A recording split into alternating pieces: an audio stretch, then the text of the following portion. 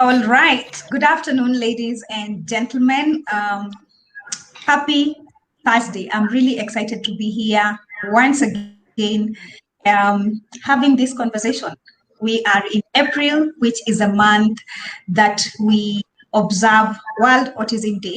That was on the 2nd, and we are still continuing with the conversation because this month we are ensuring that we do everything we can to create awareness around autism. And I am really excited to have a wonderful lineup, very relevant people in this conversation, and I can't wait to hear from them, to learn from them. If you watch this conversation while it's ongoing, please feel free to ask any of our panelists questions, and I'll be your moderator today. My name is Gathoni Mbogwa. I'm a clinical psychologist here at Chiromo Hospital Group. I'll start with exactly how my grid looks. First on the panel, we have John Kimayo, who is an occupational therapist, Early Milestones Intervention and Development Center in Thika. John, welcome to this panel. Hi, John. Thank you. Hi, thank you so much. I'm much grateful to be with you today on this forum to tackle 1, 2, 3 and discuss about autism. Correct. Thank you, John. We are happy to have you. Okay. Second on my panel, we have Karen Muriuki. Karen Muriuki is an autistic advocate and founder of Kenyans Living with Autism. Karen, we are really honored to have you in this panel today, and we can't wait to hear and learn from you. How are you doing today? I'm doing well. I can't wait to be on. I can't wait to start. Thank you so much. The next panelist is a face that you all know either from media or from our panel conversations that we have had, and her name is Sylvia Mochabo, who amongst very many other hats that she wears, she is the founder of Andy Speaks for Special Needs Persons Africa, the organizer of the recently held event at the Kasarani grounds on Autism Awareness on the 2nd of April. How are you today, Sylvia? We are honored to have you. Thank you for having me. Always ready so long as we're doing what we do and we raise awareness. Thank you. All right. And last but not least on this panel, another gentleman. I really love that the panel is really balanced. We have Ian Kiplagat, who is a psychologist and mental health advocate here at the Chiromo Hospital Group. He's currently under training, but we are really honored to have you to contribute to this conversation, and I can't wait to delve into it. I'm going to start this conversation by putting all of you guys on the spot. And as advocates, I really would like to hear from each one of you. What have you been doing in regards to creating awareness for autism in Kenya for this month? Oh, well, in your community, in your own space, yes. We'll start with John. Let's start with John. Oh, well, thank you so much. Because being the first person, we normally say ladies first, but now because it is men's first, for today, yes, it's about autism. Now, first of all, should we start with autism or creation of awareness, or where should we start? The question is, what have you done in regards to creating awareness for autism? Maybe the past 8 days, yes. Now, thank you so much. For the last 8 days, what I've been doing is just creation of awareness. In a manner that one I've been just using my social media, because that is one of the platforms that most of the people currently in Kenya and outside the world, they are using it. Number two is creation of awareness by teaching the community, and also giving the information about the autism. What is autism? How is it managed? And also giving the psychological support to most of these people who are having kids with autism. And also another thing that we've been doing right now, as you've heard, I'm from early intervention and early milestones and development center in Thika. So what we've been doing there in that clinic, we've not been having autism kids. But now, as an occupational therapist, I went there and we've started creating awareness to start a center there where we'll be starting seeing new clients for autism. That is what we've been doing since the beginning of this month of April. Wow, amazing, John. It's really amazing to hear you say also, that. And I love another thing that I can say, we've been sharing knowledge from Are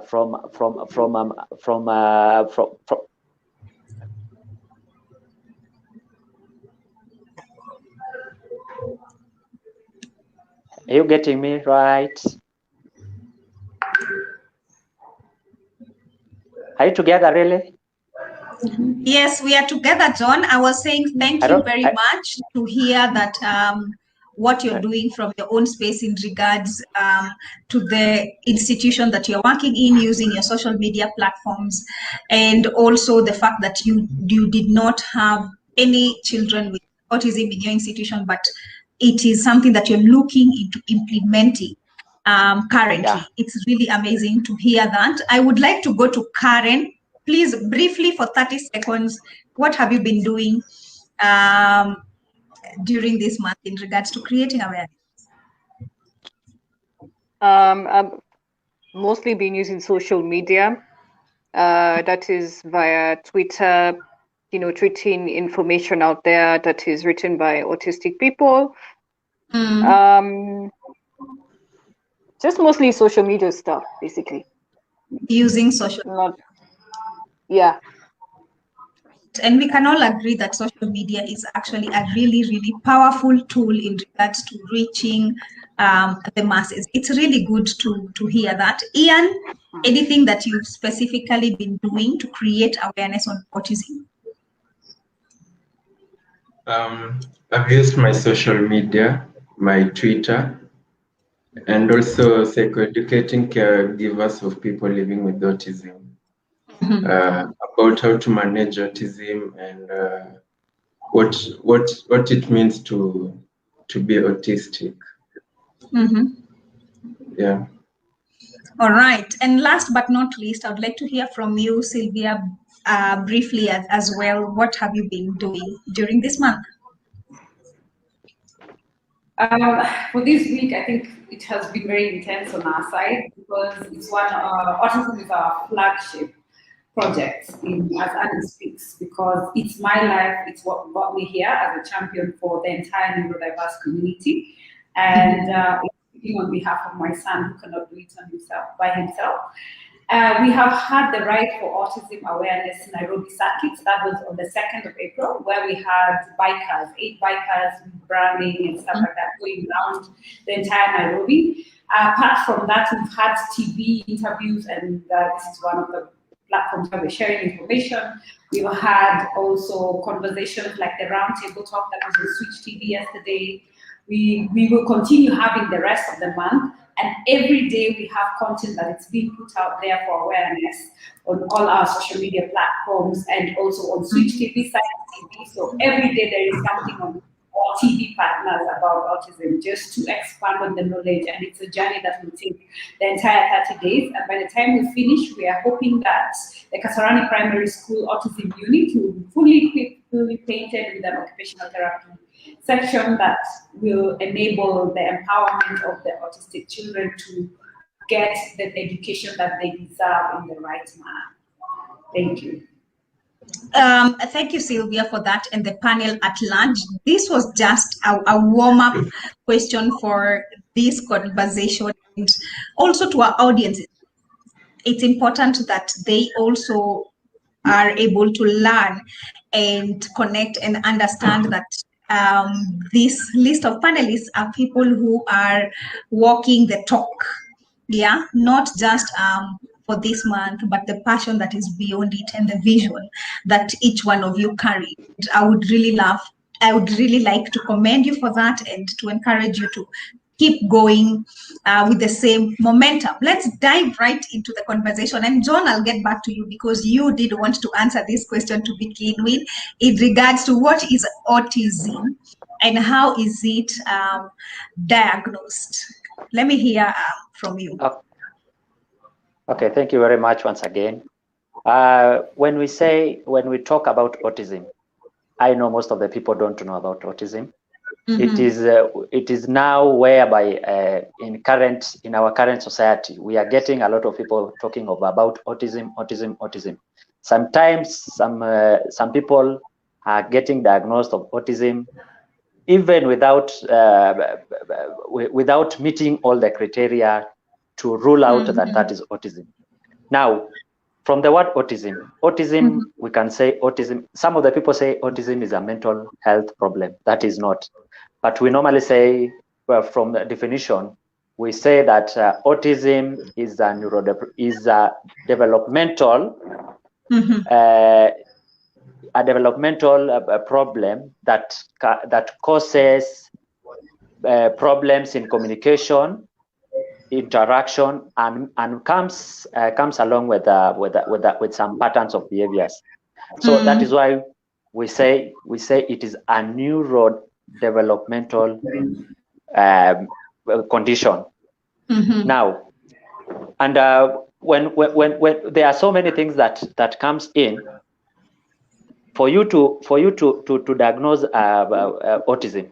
One, from those three things, key areas that I've said, it comes along with a communication problem, self-interaction, and also those behaviors.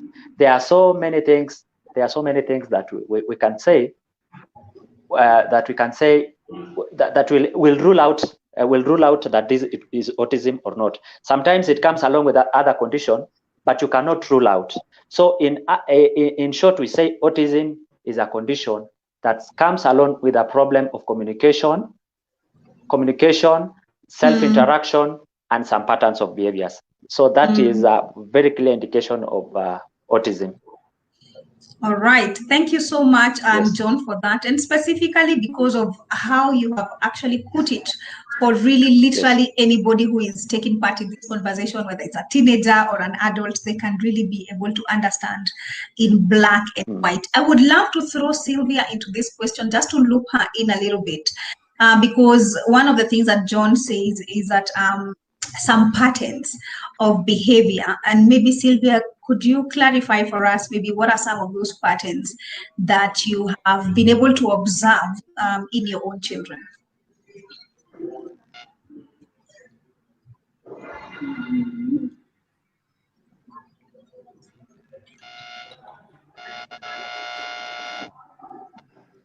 Sylvia, please unmute.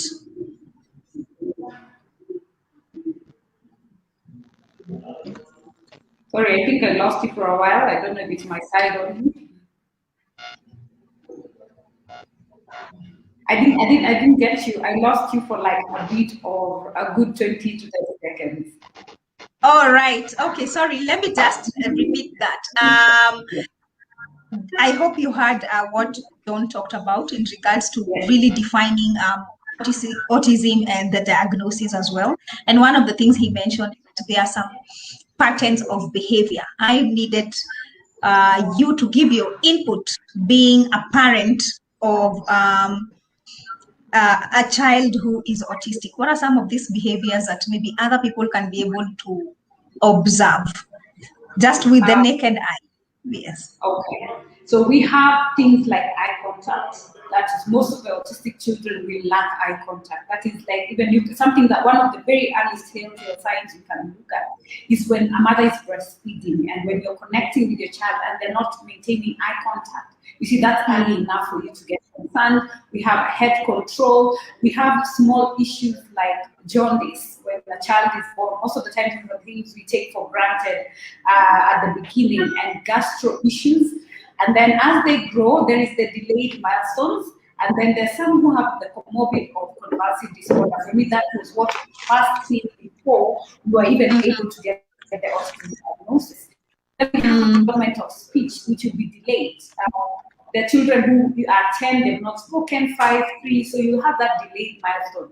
But then you see the thing with our culture is you find most people say that, oh, boys are slower. Yet, as we have seen, the ratio of boys to girls is that we have like 4 times more boys getting autism than the girls. Then there is the interaction, social differences. That is, they have a harder time playing with other children, so you find that they'll be playing on their own. If you give them a toy, so to speak, the way they will interact with it, let's say if it's a car and it's a boy, normally automatic you find there is how they go and start riding it. But an autistic child will find maybe they will start fidgeting with it or not doing what is conventionally said as normal in our regular life. Or they will tend, if you line up toys, they'll tend to pick something totally different as from what you expect a child to normally do. And then we have things like when it comes to the repetitive behaviors, we have flapping, steaming, going around in circles. And this is the stimulus. This is a way of them, it's called steaming. It's just a way of them calming their systems down. And sensory, they find that children will be more sensitive to some textures, food, and also noise, and being touched. Not all of them would enjoy that, and even like giving hugs. And the babies love that. So, but then the other thing we have to note is that not all children have the same symptoms. You will not find one autistic person who is exactly like the other. So when you meet one autistic person, you've only met one. So out of this entire spectrum, that's why it's called the autism spectrum. So it's that umbrella term from the fact that all of them have different challenges, different characteristics, and they have, like when it comes to repetition, there are those who have echolalia, which is repetition of words, while others are totally non-verbal.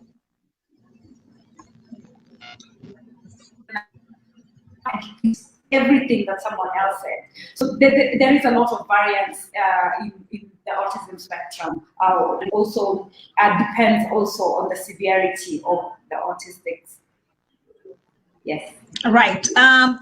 Thank you so much, both Sylvia and Dawn. And just to reiterate some of the really key things have really been mentioned. One, contrary to popular belief, it's not a mental health, rather a mental illness, but rather a physical illness in terms of the fact that neurodevelopmental condition. We just loop in mental health because we will see later in regards to what the caregivers go through, and also the individuals who've been diagnosed with autism themselves. And you've had it in black and white as well, very clearly in regards to some of the signs, symptoms, behaviors that you can be able to see in a child. However, as a disclaimer, please do not self-diagnose your child or Google diagnose your child. This can only be done by an expert, okay, through observation, not a one-time thing, through a prolonged observation. I want to hear some thoughts from Karen. Karen, you're the founder of Kenyans Living with Autism, right? I don't know if I said that correctly. You're correct. How did you find your space? How did you find yourself in that space? Yes. Oh, wow. I found myself in that kind of a situation, you know, because it was like a self-discovery thing. I didn't even know that I was autistic until around 21. I've always been in that, you know, you're in that kind of bubble when you're in denial. You want to look normal, like they say masking. You mask your traits, and especially this is very common among autistic women and girls. You mask your autism just to make you look normal, and that really impacted on my mental health as an autistic person in general. So I looked at the psychiatrist report, and that word just came like it just came like a split second. I knew, yeah, I'm autistic. So within that period, I started speaking out. I started looking for materials on the internet about autism, but I realized some of the materials weren't impressive at all, because they deal with what we call the medical model of what autism is, rather than the neurodiverse model. Like, I use the neurodiverse model because it describes our existence as autistics. It's how we see and process the world differently. I look at autism as a neurodevelopmental disability of how we see, how we process information, how we interact with other people differently.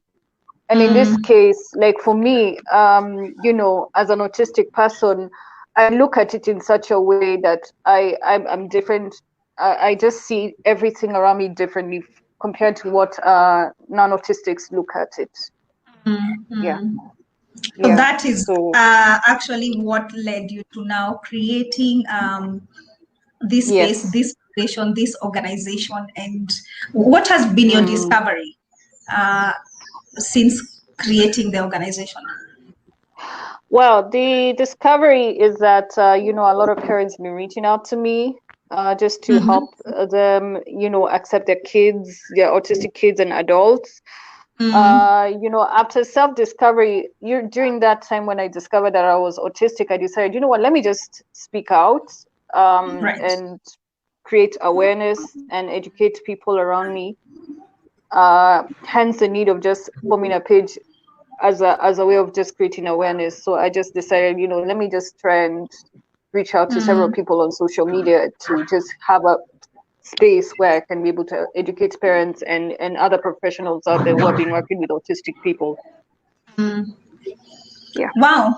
Thank you so much, Karen. I really, really appreciate your presence in this panel, you and Sylvia, as well as one being a caregiver and somebody who is really letting us in and giving us insight into their own personal life. That really takes a lot of courage. And before we actually go to the next question that I really want to ask, allow me to go back to John for purposes of people who are engaged in this conversation. And John, I would like to ask you, what is the role of an occupational therapist where autism or people living with autism are concerned? Thank you so much for that question. One, from the word occupation. Occupation is what people get engaged in their daily activities. Right. Early, very from morning, whenever you wake up in the morning up to the evening. And that is why we say an occupation. What are you occupied in? Now, when we come to when we come to children, most of the children now, these kids who are autistic. Now, you look at that context. What do we mean by the word occupation? And now, when we say occupation of a child, most of the occupation of a child is playing. Most of the occupation of a child is playing, maybe sleeping, and such things. Now, the work of an occupational therapist now comes in here, where you come after diagnosing your child maybe with an autism or any other that condition outside autism. Now, occupational therapist comes in and uses the activities of daily living that child is supposed to perform, to use it as a means to bring a meaningful maybe let's say we will use that activity as a means to bring an end, of which by the end of the activity, it will be a very useful thing maybe in the life of a child. For example, when a child is not used to, maybe the child is not used to eating, for example, and eating is one of the fundamental activities of daily living for any person, be it a child, be it an adult, be it anyone else. Now, whenever you come to these autistic kids, and the way one of our colleagues have just said they are choosy, maybe in their foods, there are some of the foods that they will want. There are some that they will not want. It's just because of these sensory issues that is within the condition that is presenting itself within that child. Now, an occupational therapist comes in. Now, from that behavior that the child is doing, we try to improve, or we try to maybe to improvise a certain behavior. We now we condition it so that by the end of the day, the child will come and know that this is what it's supposed to be done, and this is not supposed to be done. And by the end of it all, you will assist that child from the previous patterns of behaviors to the normal behaviors that other kids are doing. Right. Now, let's continue. I'll be using a lot of examples here so that at least it will be very easier for people to understand. Yes. Let's come in. For example, we get an autistic child. Maybe the child is not in a position to button his clothes, to wear his clothes, maybe cleaning. Now, an occupational therapist comes in. From the word occupation, he trains the child. He trains the child in his occupation in such a way that by the end of the day, the child will have known this is supposed to be done, this is supposed to be done, this is supposed to be done, and this is supposed to be done. And by doing that, by the end of the day, or by the end of a certain time, the child will have clicked into the mind of that child that by this time, this should have been done, and this should not have been done.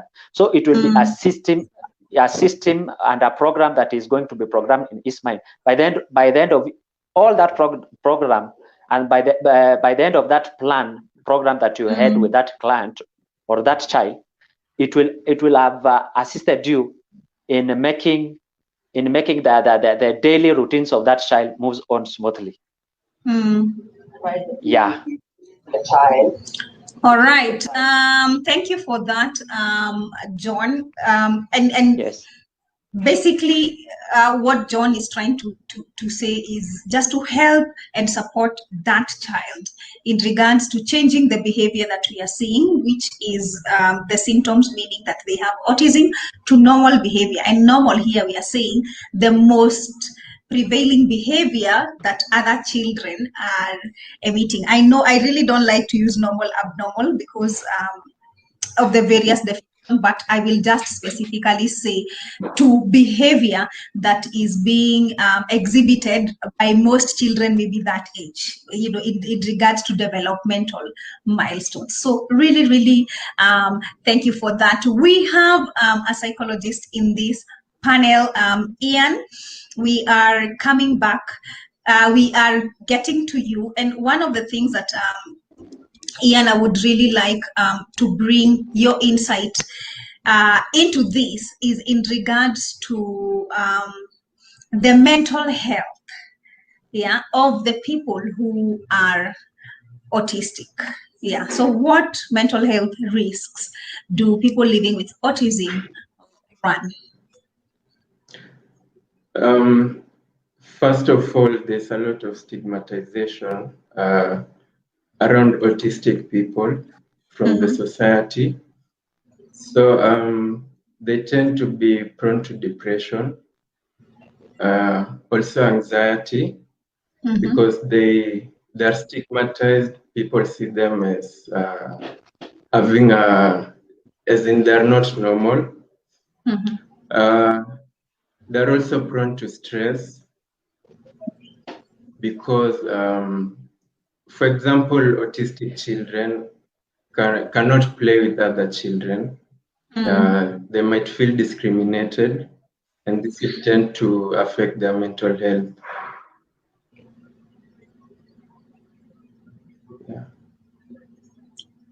Thank you, Ian, for that. And you've had it from the expert in the panel. But I really want to pull Karen Morioki into this conversation as somebody with a lived experience. We are very, very lucky to have you in this panel. And I want you to just give us insight both into maybe some of the risk factors that you endured after learning about the diagnosis and before learning about the diagnosis, I'm really wondering at the top of my mind whether was it a little bit easier for you in terms of like the weight, the mental health weight before you knew the diagnosis, and did it become worse or better after you knew the diagnosis, where you're concerned as an individual as well as where the community and their reception of you is concerned? Yes. I think it was even lying about my diagnosis. By the disclaimer, I was diagnosed as a kid growing up. So at that time, I grew up feeling very misunderstood. That is known as trauma. It was a very traumatic experience. Trauma of just being misunderstood. And there's also depression and also anxiety, as Ian mentioned. You feel that way because of how, like, you just feel like everything is just against you. Even it happened to me even when I was in school. Not anyone wanted to just hang out with me. They would find me to be so strange, weird, displaying certain behaviors that were kind of weird to non-autistic students. So it was like that. But after having found out that I was autistic, like I was around in my early 20s, I think 21, I realized, okay, I really need to do a lot of self-research, and now discover that, okay, this is me. I've gone through this kind of an experience, and it could also, and it's really played a very negative impact on me, because not knowing that I'm autistic, I've always been in denial, and also having those suicidal thoughts in my head. And that also contributed to that one as well. And there's also another thing I've also forgot to mention. It's also about post-traumatic stress disorder. Although I didn't have that, I didn't have PTSD. So it's also another known mental health among autistic people. And also another thing also is also being treated like as though you're a baby, infantilization, known as infantilization. So those are the contributing factors that really impacted my mental health well-being. Yeah. Wow, thank you for sharing that, both Karen and Ian. And we've heard, basically about Karen telling us being misunderstood, Ian bringing to our attention the vulnerability to depression, to anxiety. But also something else I've heard Karen mention is how felt, that also self-stigma and her struggle to acceptance that happened very, very many years later. Karen, please allow me to put you on the spot this on behalf of the community. Did you feel like most of the stigma that you experienced was from fellow kids or from adults? I would say both. Both from the children and also from the teachers at that time. In the 80s, no one knew anything about autism in the 80s, even in the 90s. There's just no understanding about developmental disabilities, especially autism. No one knew. That also contributed to that as well, to that kind of what I was going through. So yeah, I would say it's both the teachers, both the adults, and also the students, and also the bullying also took place as well. I was also being bullied as well. Wow, thank you, Karen. Yeah, I know maybe you didn't expect that kind of a question, but thank you for being honest with us. I really appreciate that, because part of this conversation, the reason why we want to create that awareness is to bring to the attention of other human beings out there in terms of being better and doing better. As a parent, it's your responsibility to teach your children, right? That if you see somebody else who is differently abled, bullying is not the way to go. All right? They need support from child to child. As an adult, we need to be better and even do much better, because we are not only role models, but our words and our actions towards people who are differently abled, and especially children, really, really impact them for the rest of their lives. We really need to be conscious of how we treat people, and also bearing in mind, nobody chooses this. I mean, it could literally happen to any individual throughout our lifespan. So thank you so much for that. I really, really appreciate that. For Sylvia, as a parent, as a caregiver, what are the risks of the mental health risks that either you have run as an individual, or parents are likely to run, depending on the severity of the autistic symptoms of their children?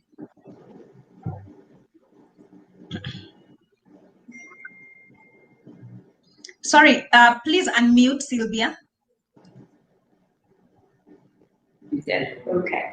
So first of all, the first thing that is the hardest is acceptance, because as a parent, we all wish and dream and pray for just a typical child. But the other thing is, we never get the support, especially at the point of diagnosis. It's always, oh yeah, this is what it is. You have no idea what it is. Like Karen said, even in the 80s, even now, people don't quite understand what autism is. Then there is what now our medics plug into, in your family, go find out, this other family, go find out. You know, that sends you to that self-blame. Okay, could I be the cause of this? That is from the medic. Then you go home, you break it to like, oh, from hospital, this is what we've been told. The entire family setup now looks at you differently, like, oh, where did that come from? You see? And the sad reality is, as a mother, it's always pointed to you, because the man will be like, oh, our family, we do not have such things, so it must be you who's the problem. And from there, you find you're left alone. No one wants to associate with you, no one wants to understand your child, understand you, understand what this whole thing is about. So you're lacking support, you're forging into new waters you've never been there before, and trying to embrace something that you cannot even find the correct information about what autism is and how to go about it. And let's not even go to where it is the basic support from, let's say, our government, our social protection support. That is not even set up as yet in a manner that it's going to cover our autistic caregivers, our autistic children, plus their caregivers. So you see, that sends you with all these aspects of everywhere you turn is a roadblock. Even the processes of just trying to get the right thing for your child. Not if you look at the paperwork that you require. Get your child into a school and stuff like that, it is too intense. So you end up finding yourself in this space, no one to talk to, because we lose a lot of friends, because it is demanding as you're trying to navigate and understand and try and make changes so that your child fits in or is in a space that is comfortable for them. And it's a discovery journey. And you see, even going out with social interactions, you will always be left out, because our hyper child, there'll be that branding that we have. Or if your child is not verbal, or your child is already being branded as dumb or deaf, there is a lot of branding and segregation that comes, and that hurts us as parents, because your child, most of our autists who are nonverbal cannot express, might not even understand what is going on. So you get the pain as a parent, and it's not easy. So we mostly fall into depression. We don't have a support system around you. And I must say, from personal experience, it's not that easy. It's not easy at all. For me, I had to go through the same twice. Even when you're getting a diagnosis for the second child, it took me, despite having had my first baby diagnosed already, it took me another like 4 years to even accept that there is that possibility of them being on the spectrum. So it's not something easy, no matter how educated you are, even if you've walked that journey before. What people need to remember, at the end of the day, we are all human beings. And at the end of the day, we also all want the same thing: love, acceptance, support. Nothing, it's not something that's hard. And we are all different. It's just that our own children, theirs is just more accentuated than the rest. So acceptance and integration and inclusion would go a long way in making this journey a bit easier, especially for us, in the balancing of work-life balance and at the same time trying to take care of a special needs child. Thank you. Thank you so much, Sylvia, for that. I can only imagine really what it must take to just take care of yourself, your own life goals, and still be a caregiver of not only your children, but also your family. And some of the things that you really highlighted, they've hit me, after the initial diagnosis, you trying to absorb that and understand that, go explain it to your partner or to your family, and get a backlash for that, or even more questions that you cannot answer as an individual, and then go to friends, still get the same kind of vibe or treatment. At work, it is a lot. And I hope that this conversation that we are having here and everyone is doing in their own spaces, and even the people who are in this panel but are doing something, I really hope that we are going to be in a better world, and our children will grow up in a better world, that is different maybe from parents in the 80s. This next question is really for all the panelists, not anybody in specific, but I'm wondering, and I would like to start with John and Ian. In a general overview, we have heard from Sylvia, we've heard from Karen. How can individuals either living with autism or who are caregivers, how can they cope with all these mental health implications that we have heard here today? Thank you so much for another question and time. And for these caregivers, as you've heard what Sylvia said, actually it is very hard for them to reach that acceptance.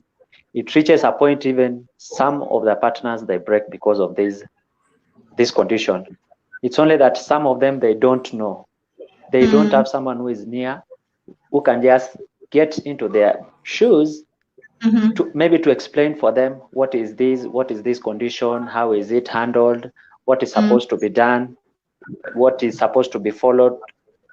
But now it ends to be maybe fracas, if that is what I can say, for some of them. As you've heard what Sylvia said, maybe some family members come in and says that is not something that is within our maybe in our family, and it has not been there. So that one is, you are the one who is responsible for that, for which right. It's not supposed to be like that. So whatever we can do about that, you just come in and you give a psychological support, psychosocial, emotional. You just involve. You get in touch with some other medical practitioners and even psychologists, and you tell them after knowing what is this condition, after accepting, now you give in the psychologist the time, maybe to counsel them and to understand more. Maybe, for example, as you've heard Sylvia was saying, that it took her like 4 years to accept. And I'm pretty sure that before she accepted, she underwent so many things, even meeting new friends, giving her advices, and now she was in a dilemma to determine which is which. But now we thank God that maybe she got the right person, and she got to know about this condition, and that is why she accepted, and she started that program whereby she is now an ambassador of this autism. So let me finish. So what I can say, what I can say, the most important thing is letting them to know about this condition, guiding them, and giving them psychosocial support. As much as we are assisting the children, also the parents should be given those psychosocial support, and they should be counseled. Whenever the children are growing, they are improving, and also with them they should also grow. They should grow strong. As they are handling these children, they should also be strong in whatever way. And that is one way of assisting each and every one of them. And I think the progress. I believe the progress and prognosis of the children will be just okay. Such amazing words of wisdom from John Kimayo. We really appreciate that. And just to reiterate, that is again, like this, the burden of giving is not easy. And one of the ways that you can use to cope is to get your own personal therapy. I love that John has emphasized that they need to grow. The caregivers as well, their lives need to continue. They need to also be strong so that they can also be able to give good care. You know, literally what we say, you can't pour from an empty cup. So they also need to take that time to replenish Very true. on themselves and continued. I love also the emphasis on continued psychosocial support. The same way life is a journey, caregiving is also a journey. You know, so you need continuous support at every stage of that child's development as you're growing with them. Thank you really so much. Ian, I would like to go to you as well. Other than what John has brought to our attention, how else do you think or feel either individuals who are living with autism or caregivers can cope with their mental health space? Thank you for this opportunity. One, joining support groups. It will help you and understand that you are not alone, and you'll be able to learn from other people how they cope. So as a caregiver or as a person living with autism, joining a support group is very important. Secondly, acceptance. Accepting something that you can't control will go a long way. Also, understanding that you are not alone is part of accepting. Thirdly, seeking help from a mental health professional or talking to someone close, maybe a friend or a family member. And also seeking support from other people, like, for example, in laundry, will really help reduce the stress, because caregivers of people living with autism go through a lot of stress. So seeking support from other people will really go a long way.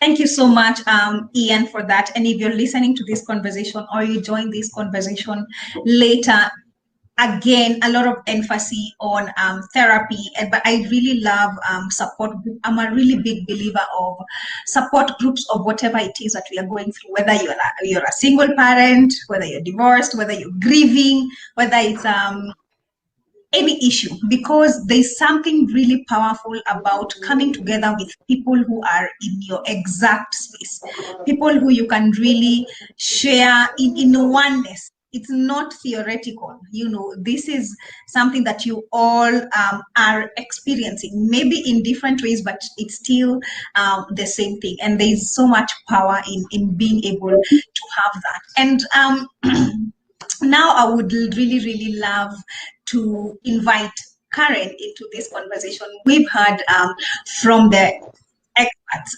occupational therapy, psychologists. You, as a person who with lived experience, what is it that has worked for you in regards to coping with the very things that you shared with us earlier on in this conversation? The best way I can say how I coped with the fact that I'm autistic is just joining support groups, either parent-led groups or even especially even autistic-led groups, which have been really helpful to me. And at the moment, right now, I'm in three autistic-led groups already, and I'm also part of the parent-led group where I can now educate parents about my lived experience and how they can also be able to also be very great caregivers to their autistic children. But they also need to learn from actually autistic people like myself, who are the real experts in terms of autism. So yeah, so I've also done a lot of research. I've been looking over the internet just to get correct information about myself. And yeah, I think basically it.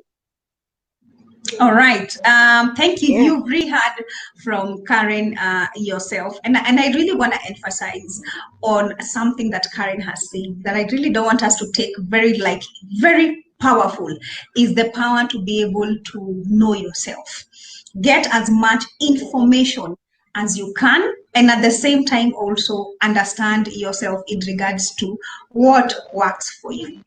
Very powerful. I was just having a conversation yesterday night with a group of young people, and the conversation on what works for you is like an example of the way everybody would like to be a reader. People are always posting books, current read for the month. But if you're not a reader, you're not a reader. If YouTube works for you for information, then go for it. If it's the podcasts that work for you to get information, then go for it. Get actually what works for you and use that as a way to cope or to take care of yourself. And information is truly powerful. Sylvia has gone off briefly.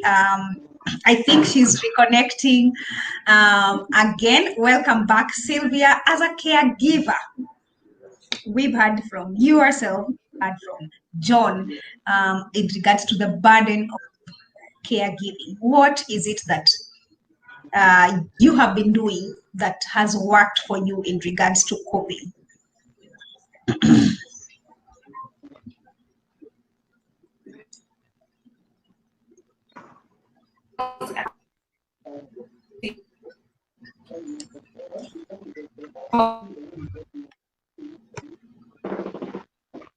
Sylvia? Right. For who they are and what. Sorry, pardon? We together? Yes, now yes. We had lost you. Now. All right. I think the first step is usually acceptance, because it's way easier after acceptance. You embrace your child for who they are, not what you wanted, not what you wished for or dreamt about. That way you'll be able to see beyond that brand, beyond that label of them being autistic, and you see them as a human being, as a child, and embrace them and open doors for them, open opportunities for them, and then that way they're going to thrive. And it makes it easier for you as a parent. You will allow yourself that moment to go through the emotions. Wise to bury them, because you will get depressed, you will get sad, you will like blaming yourself, blaming God, blaming anyone who's involved, doctors, all that, because you're looking for answers. That's you being human and you being in touch with your emotions. But after that, just as a caregiver, learn to pick yourself up and look at now, where do we go from here? Even if it's not night the whole time, there's always the daybreak. So you have to look forward to that. So the more you sit and wallow, then you not give yourself an opportunity to go out and conquer and be the voice for your child. Because if you do not put them out there, if you do not educate the people around you, they will not embrace them. So they will follow how you treat your child, they will ape that, and that means we will have a better community, raising our autistic children and accepting them for exactly who they are. Wow, thank you, Sylvia, for bringing that, and giving us that insight. I really love basically how Sylvia, as a parent, carries herself, and the fact that she has fearlessly been able to put her kids out there, let people hear their voices, be that voice as well. Be a queen, literally.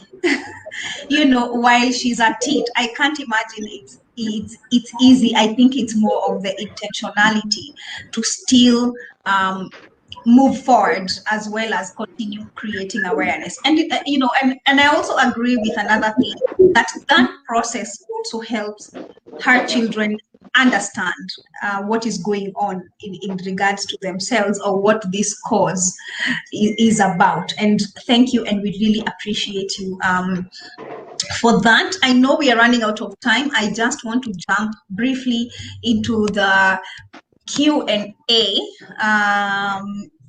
And just before the questions that we have gotten from Facebook, let me just ask this question to just any one of you, but mostly maybe to Sylvia and Karen, in regards to what has the government been doing, or you would want to push on the needs of person living with autism and also for the caregivers.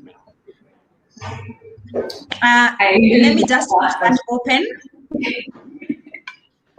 That's an awesome question, because that means let's identify the gaps and do something about it.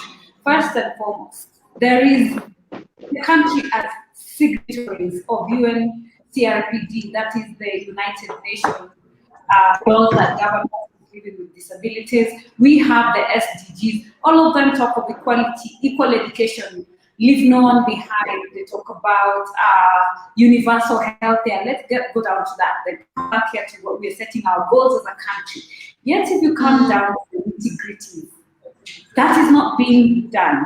Yet out there, everyone is like, oh, Kenya has the best rules when it comes to guidelines and whatnot about persons with disabilities. But is that the fact?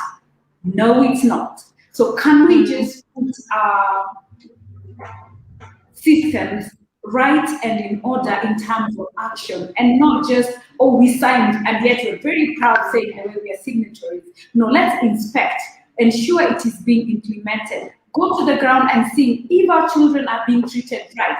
Basic things, education, health, social protection. Those are the things that we need as basics as citizens. We pay taxes also, right? So we also need to deserve the same equal.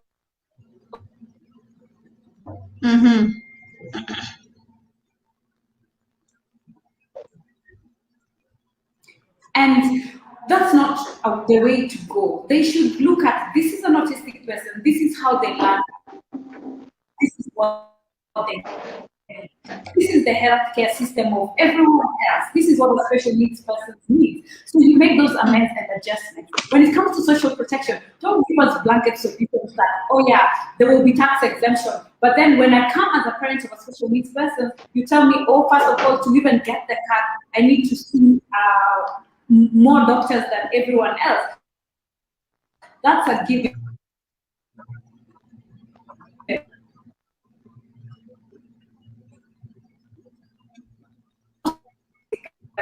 Sorry, Sylvia, we are losing you. I'm saying, I don't know at what point you lost me, but I'm saying some of the social or persons with disabilities are not children. So we need to be more equal in terms of meet the needs of our neurodiverse children where they need it. If we're talking about employment, not first of all, our education system does not allow them to get to the point of being employed. How about to extend that to that caregiver who has to live their life and take care of this child for the rest of their lives? When you look at tax exemption, let's take the vehicle. You say until when they're 18. If they're not able to get the therapy that they require to be able to coordinate their body and run and operate well, then they're not going to be able to do that. How about you get the person who takes care of them to take up that responsibility? We're talking about employment, fix education, fix health. Then that way you will be able to look at the benefits for them as an adult being beneficial. But let's not shun them from when they're young, not give them any opportunity of thriving in life, and then expect them to say, oh, we've taken care of our special needs person because we've put certain laws in place. Sorry for being extra passionate, but that's exactly how I feel about it. Thank you. You are oozing passion, absolutely. And I mean, and that's the way it should be. There is no any other way. This is time to be heard. This is time to implement, enough of the story, enough of the policy. We now need to see actions because we are living. I mean, if Karen is here and she's talking about a diagnosis 80s. How many years later that we are still having the same conversation? We are still stuck almost like in quicksand. So I really do appreciate conversation, and you've really had it from Sylvia as a caregiver. Issues in regards to social protection, to the healthcare, to education systems, to therapy, and to also medication. I mean, these are real life issues. No parent should have to choose between basic needs and survival needs. No parent actually needs I talk about something small, very at that fast. point. Karen, sorry? Yeah. Can I just bring up one of the key things that we're looking at? Very basic example. Our children use diapers longer than our typical children.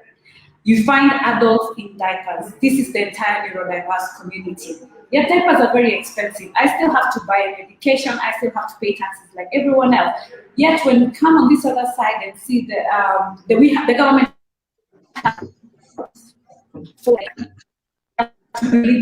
they are, if you look at our cancer patients, their NHIF can cover for them. When you look at our children, their therapy is not, their doctors are not, even medical insurances are turning away. They're not looking at the person who's, I have malaria, treat me for malaria. Don't brand me because I have cerebral palsy or autism and blame it on that not to cover.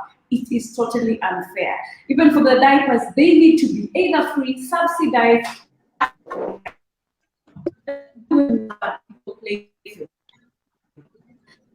by equity. Meet me at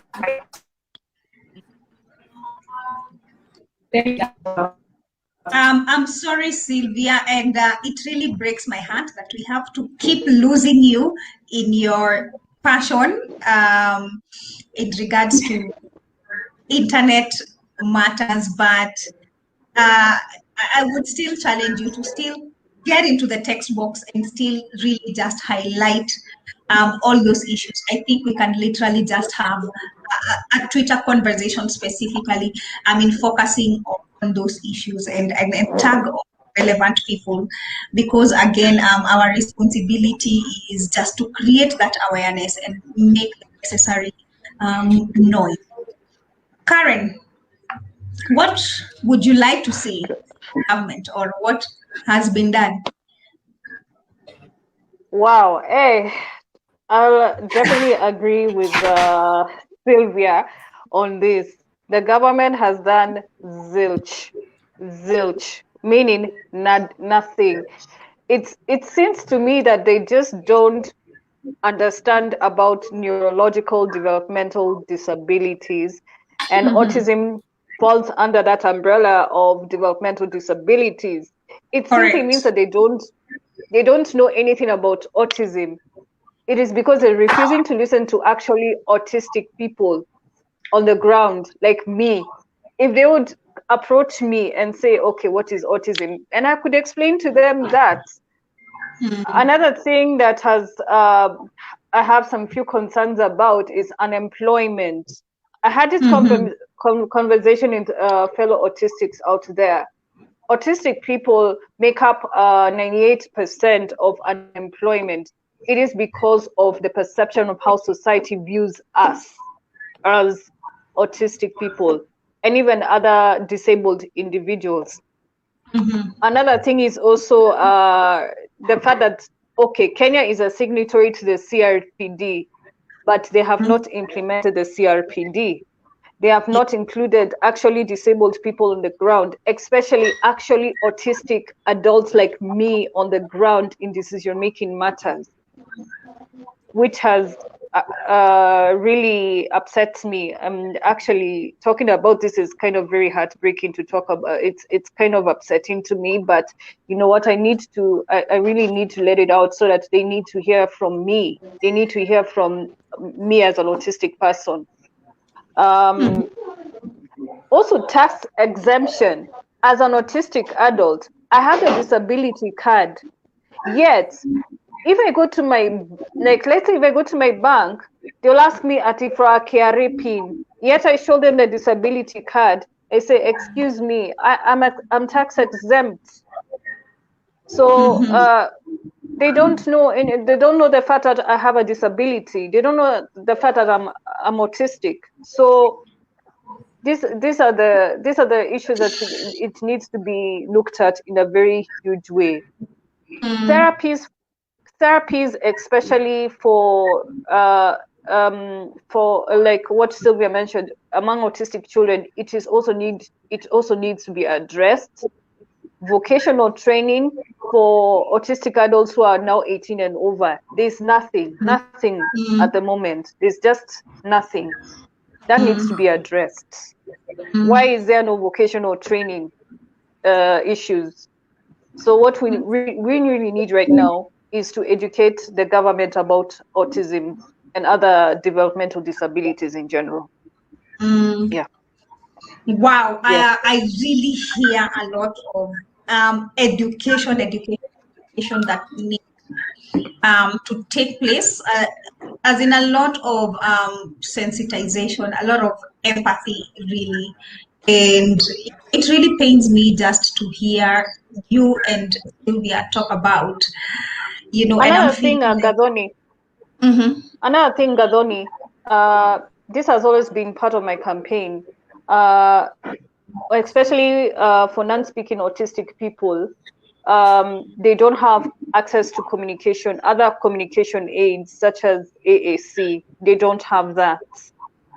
That is what worries me at this point. If you're going to talk about non-speaking people, just talk directly to non-speaking autistic people. Give them the communication aids they need. That is what is really needed right now. If you don't mind me asking? Augmentative alternative communication. It is augmentative alternative communication. Right. What does that mean? It's basically used, yeah. In layman's language, for somebody who is not able to have, who has no speech, it's another alternative way to verbal speech. That is through typing, sign using your hands, or using some like images on a book. That's what I can say. Yeah. Right. I really I would really love to have this conversation on a different platform, maybe just with the two of you, because there are really a lot of real life issues that are coming out, and I feel that they need to be addressed. People need to actually hear this. It's really disappointing if the person at the front desk in a bank does not know what a disability card is, and they'll still go ahead and ask you for a. I mean, that tells me that they have absolutely no idea, even as an educated adult. It's terrible to have conversations and to start attempting to write or to put policies in place if you don't involve people living with autism. If you don't involve the caregivers themselves, then how are you going to really know how to address, their needs, in black and white, if you're only coming from a theoretical point of view? I would really love to have this conversation, and just hearing the passion in your voices really tells me that this has been quite a journey, and I'm really glad that you're all taking care of your mental health. I want to go to the questions on Facebook, because they're just adding by the minute. And I'll start with the first person who commented this, and I would like to just hear your thoughts on it. I'll ask this question. Maybe Sylvia can give us a little insight on this. She can tell us why, and as well as Ian or John. So Kiprop says that most of the parents find it difficult to differentiate between autism and ADHD disorder. What's the difference, or why? Okay. ADHD, let me just break down. First, there is autism as a condition on its own. Then we have ADHD is also a condition on its own. That is attention deficit hyperactivity disorder, which has two categories. You can either be hyper or hypo. That means either all over or extremely calm. Yeah, ADD, ADHD. And ADHD can coexist with autism. autistic persons have comorbid conditions. Comorbid is coexisting conditions. The way you have autism with OCD, autism with ADHD or ADD or ADHD, or autism with epilepsy, or cerebral palsy with autism, or Down syndrome with autism. So they can coexist together. So according from the assessment there, now you'll be able to draw the line. Is the child just purely attention deficit hyperactivity? And remember, ADHD is something that can actually be cured, or someone can live a normal life with it. We have very many people with ADHD because you can either use diet, you can either use just aligning and setting systems what it is as well, like our daily living, right? And understanding and what's this other thing that we normally do? Medication is the last resort for ADHD. Autism doesn't have medication, but there are medicines now for a comorbid condition. Or like if someone is insomnia, that means they have issues with sleep. Then you see that's the time now you will be prescribed for either routine or medicine to help sleep. So it varies, and that requires what do you call this, assessment for you to know exactly which of them it is. Yeah. So if there is something I've left out, maybe our OT can let us know. Yes, thank you so much, Sylvia, for giving us just good insight and really explaining it in a way that is really very well understood. As a practitioner, Ian, why do you think it's difficult, or why do you think this individual is asking in regards to difficulty in differentiating? And while you're at that, I would also like you to throw in, is it possible for somebody to have both autism and ADHD? It's difficult to differentiate between autism and ADHD because a child with autism and a child with ADHD both have difficulties with their schoolwork and also focusing. But the difference is a child with autism avoids things they don't like and fixate on things they like. For example, playing with one toy all the time. And also a child with ADHD has difficulty focusing on things they should concentrate on. Another thing is a child with autism has difficulties communicating and interacting, while a child with ADHD talks a lot most of the time. And it is possible to have autism and ADHD. It's possible. Thank you for that. I mean, the symptoms are quite similar in some front, but if a professional, a real expert is actually dealing in the observation of these kids, then they can actually be able to, demarcate between this child is autistic and this other child has ADHD, or even that a child has both.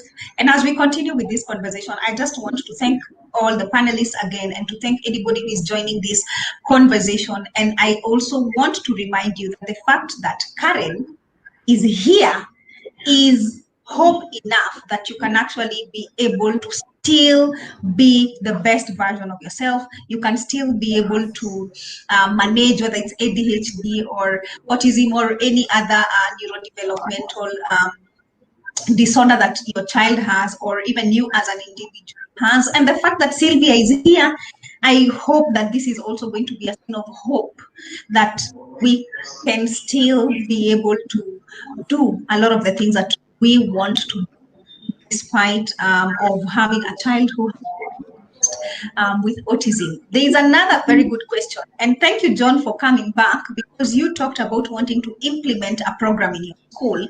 So allow me to ask this very, very good question. Somebody called Jadeline McKenna has asked, I have noticed 80% are women caring for exceptional kids.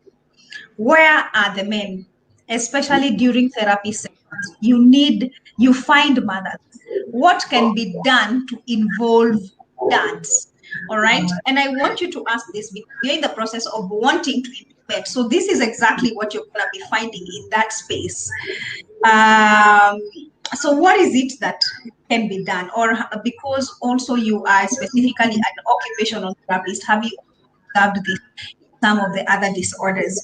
And what is it that we can do? Yes.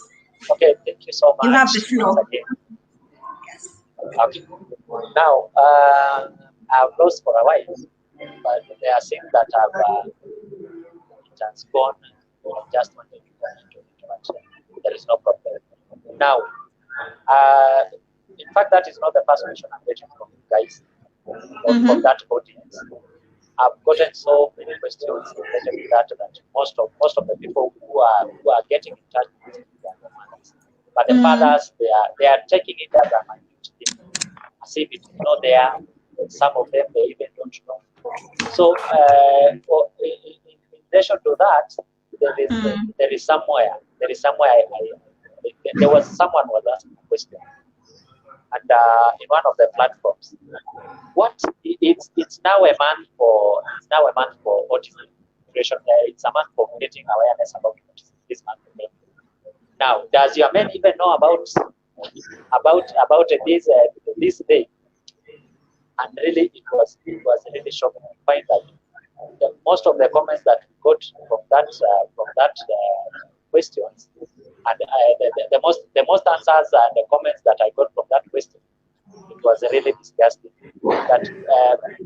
That most of the men have left the work, the women, and they are just doing other things.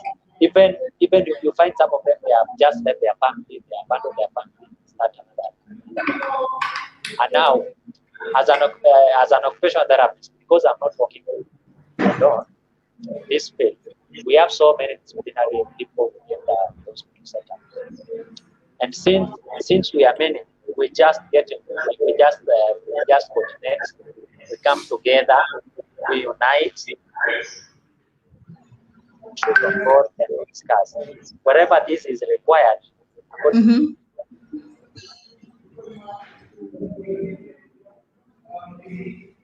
John, we have lost you there for a bit.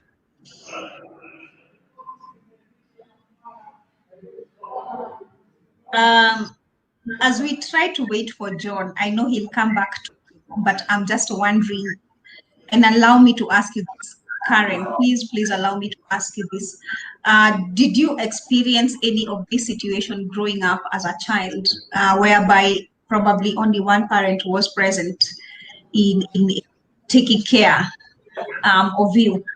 I mean, doing the therapy alone. Yeah, yes, I've experienced that one. Yeah, my dad actually was present in the therapy sessions that I went through, especially both OT and speech therapy, all through, even getting resources for autism in that during that time frame, because there was just lack of information out there, and he tried the best that he did to get a lot of info for me, also to help him get a lot of knowledge, even for himself, about autism. And yeah, so he did a lot of that, not just my therapy sessions, and also just for himself to know about autism. Yeah. Thank you, Karen, for that. And yeah, we thank that caregiver. Somebody here is also saying the only true journey of hope, 100% caregivers. I love that. Another person has talked about individual self-awareness. Very well said. There's somebody who has really agreed with this conversation, and they are saying that indeed this is a notable trend seen on guardians who avail the kids for sessions. I think the ambassadors, it's come to the screen, I think the ambassador should at least shed light on that, give an entry point as we in practice to engage with the fathers too, same to psychologists. Since both of you are ambassadors, Sylvia and Karen, and Ian, if you'd like to add on to that, how can we involve? I really don't want to put it on, let me just say a parent, because I know there are some people who are being dads only and others by moms only. So let me just say a parent. How can we involve the other parent to be part of therapy for their children? Sylvia, what are your thoughts on that? As a single parent, for me, that is a dream for now, because when the males already exit the scene from when the child is young, that is not something you can look forward to. You know, it squarely falls on you to get this done. Aside, I think from the moment of diagnosis, if you start this journey together and we get that elaboration and explanation that it is a joint journey. Same thing applies to, like, in our schools, the different ministries that it takes to raise our children. I know one of the things as Annie Speaks has been championing for is challenging the school, the Ministry of Health and Ministry of Education to look at things different. I don't have to leave work to go for that therapy session. You see, that's where now the challenges come. Whose income is more important? Who has more time? Who has an easier boss to, get the time to be able to attend to the child? If, as a government, under the social protection, if the three main pillars of raising a special needs child come together and we say every school will have a special unit, every special unit will have an occupational therapy, and every special unit will have speech therapy, I won't have to leave work. You understand? It becomes part of the curriculum. It becomes part of the system, what it is that they do. And when we come in on board as caregivers, when we're having our IEP sessions, IEP is individualized education plans and programs. That is the point now we get to know this is what we're doing. Maybe we can say once a week the parents have to be there, yeah? And that to catch up and understand what is being done and get the reports and implement the same at home for that level of continuity. But we cannot say that. Sometimes it's very difficult because of how fast the high cost of living that we have for the both parents to not work and come unless you are either not working at all and fully committed to caregiving, or you are comfortable enough that you can do without work at least. Because remember, therapy is not a one-day thing. It's not a one-day session. We have, like my child is supposed to be having 3 times a week. I cannot miss work, thrice in a week. And I can only maybe afford once in a week. So you see, that also has its own repercussions. So when it comes to the reality of the matter, that is what actually advises and affects some of the things and the habits that we see going on when it comes to involvement. Right, absolutely. What are your thoughts on this, Ian, in regards to involvement of the other parent, more so in this case, because it's specifically been asked, the father? I think education is very important. Education is power. So if they get to be educated so that they understand that autistic people can thrive like just any other person, it will be better, because it can be possibly that there's some isolation. So I think if they get to be educated, it will be better. So if I hear you right, Ian, you're talking about psycho-educating them. All right, I appreciate all of you, and I appreciate all your insights. And if anybody is in the conversation, that you have had some of the ways or some of the things that we can use to involve the other parent, but really, truly, at the end of the day, I think that other parent, the father, or is it the mother, whoever it is, they have to make a personal decision to be there or to be better. Yeah, ultimately, we might want to educate them, we might want to do all these things, but they must want to be involved in that journey for that child, because they're a good human being. If they don't really want to do that, it's very hard sometimes to try and convince another person to do that. And I can only imagine how strenuous that is, to have to bear that burden alone, even though you were two of you to begin with. Somebody has talked about, Paula, I need vocational training for autistic people in Kenya. There is vocational training in Maryland, but I am not eligible for DDA.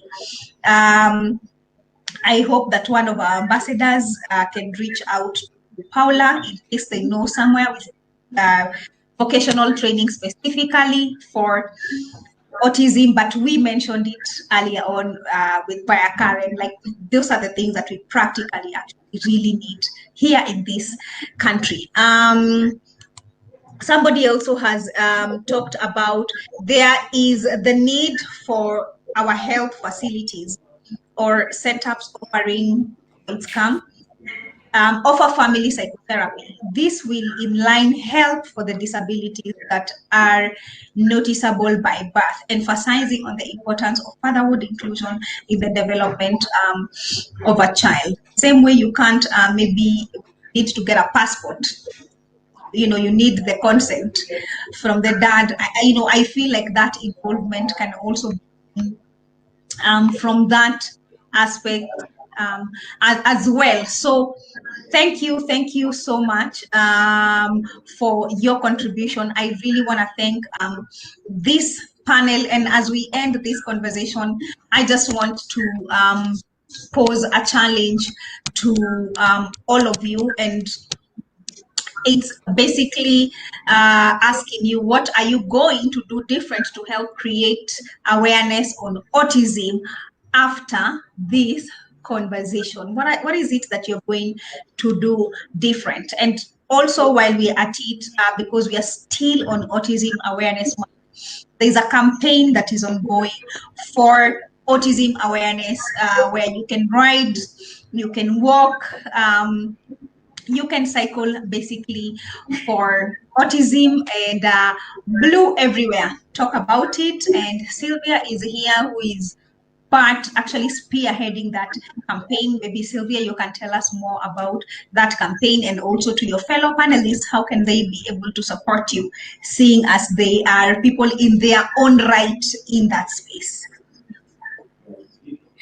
Thank you very much, Gathoni. First, by them being here is support, because I had called out for people who can support in awareness raising and in having this conversation, and they took up the challenge. So thank you, John, thank you, Ian, and thank you, Karen, for taking up the mantle to be here today and to amplify the voice, because I think we'll be louder and have more impactful conversations when we come together. So it's not only that one woman who's always bickering about autism X, Y, and Z. So thank you very much. As for the Ride for Autism Awareness Challenge, we are challenging everyone from any part of the country, the continent, and to join us. Ride Autism Awareness Challenge, where we're challenging you to donate 200 shillings for every mile you walk. A mile is like 1.5 kilometers, I believe, yes. So that we are able to equip the Kasarani Primary School Autism Unit and set up an occupational therapy center, because these are the key areas that we're talking about. So we wanted to be a seed project where we can show the difference when we have everything for the children available in the same space and catered for, with the proper equipment and the proper support. What different outcome are we going to do? And we'd like for the government to also follow suit. We are doing this as citizens, caregivers, and anyone who believes that our children are able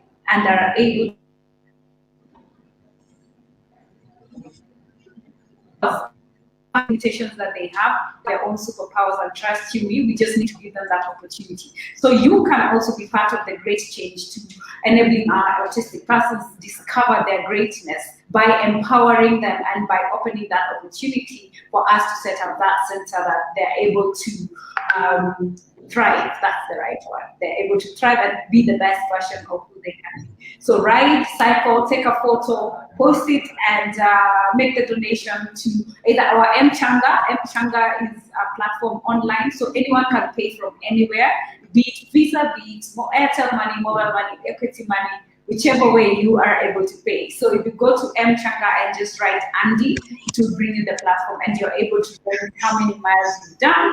And for those who've already joined us, we've had quite a couple of guys doing it as a family. We are on lockdown, so do have some fun. Like our page, follow the activities we're doing, and let's be the change that we want to see. Thank you. All right. Thank you so much, Sylvia, for that. As you've heard, reach her out at Andy Speaks on literally all of the platforms. John is back here with us. John, how can people reach you if they would want any of your services? Thank you once again. Ways you can get me, one, through my phone number, two, on social media, Facebook, Instagram, Twitter, and most of the time I would prefer people to call me, text me, because getting to social media sometimes it will take you time because of kind of work that you do. So my number is 0727 480 198. Then in our you can like our page, Early Milestones and the Developmental Center, Thika. That is the center that we are starting an autism center. We started started by creating awareness this month, and we are hoping all along as we proceed we'll reach where Sylvia is, and maybe next year or some years to come, we have a major big event that we are going to include all of us in that event, and it will be of our good benefit if all of the people are inclusion. Let's say inclusion of all people with autism and other developmental disorders, and it will be a great step for each and every one of us, because with inclusion, at least the government will be seeing what we are doing by creating awareness, and they will see there is a loophole somewhere, and definitely.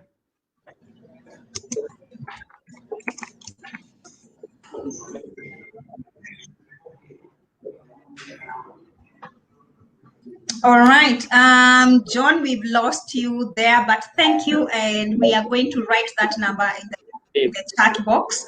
We are really running out of time. Karen, how can people reach out to you? Yeah, you can follow me on my page, Kenyans Living with Autism. I'm also on my on Twitter at Karen_Muriuki, on Instagram at Karen_Muriuki, and also my personal page, Karen Muriuki. All right. Yeah. Thank you so much, Karen. I look forward to seeing both you and John and engaging you and even inviting you here at the hospital, at Chiromo Hospital Group. We have Ian, last but not least, this panel. How can people reach out to you? You can reach me through my social media handles, Facebook at Ian, Instagram at 3_keep2_, and also Twitter at IanKiplangat4. And you can also find me at Chiromo Hospital Group. All right, thank you. And if you're catching this conversation yet, once again, let me just reiterate, you can call 0800 220 000. That is our toll-free number for support, 0800 220 000, and catch us at Chiromo Hospital Group across all social media platforms. Just DM whatever questions you have, whatever inquiries you have, whatever it is that you need. We are here to support you. I would love to just say a special thank you to our panelists for today. This was such a powerful conversation, a very powerful panel that came together. Thank you, God. Thank you, all of you, for heeding to our call. And thank you, God, as well, giving us your Thank you for giving us your time, your voice, your skill, your wit. We really appreciate you. I look forward to also coming to seeing you in your own different spaces and what you are doing, and seeing what is it that we can do to continue working together. I'm going to end this conversation right here because we have really gone out of time, with a quote that says, I am different and not less. So always remember that you're different, but never less. You're absolutely worth it. I'm your host, Gadoni Mbogwa, and thank you.